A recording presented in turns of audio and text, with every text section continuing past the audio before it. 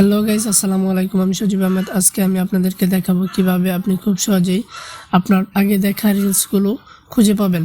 মানে আগে ওয়াচ করা রিলসগুলো আপনি খুব সহজেই দেখতে পাবেন। তো চলুন কথা না বাড়িয়ে ভিডিওটি শুরু করা যাক।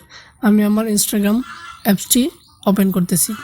ইনস্টাগ্রাম অ্যাপসটি ওপেন করার পর এখানে নিচে দেখতে পাচ্ছেন যে প্রোফাইল আইকন, এখানে প্রোফাইল আইকনে ক্লিক করুন। প্রোফাইল আইকনে ক্লিক করার পর একটু উপরে দেখতে পাবেন যে এই যে কর্নারে থ্রি ডট আইকনে ক্লিক করুন। থ্রি ডট আইকনে ক্লিক করার পর একটু নিচে চলে আসুন। নিচে চলে আসার পর এখানে দেখতে পাচ্ছেন যে ইউর অ্যাক্টিভিটি নামে একটি অপশন, ইউর অ্যাক্টিভিটিতে ক্লিক করুন।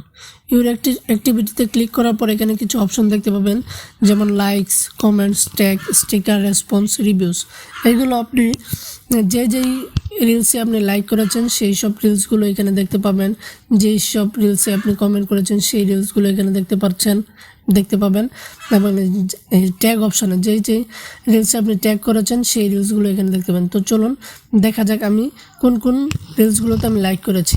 তো এই লাইক অপশানে ট্যাপ করলাম। লাইকস অপশানে ট্যাপ করার পর দেখুন এই যে এই কয়েকটা রিলসে আমি লাইক করেছি, যার কারণে এই রিলসগুলো আমার সামনে দেখা যাচ্ছে।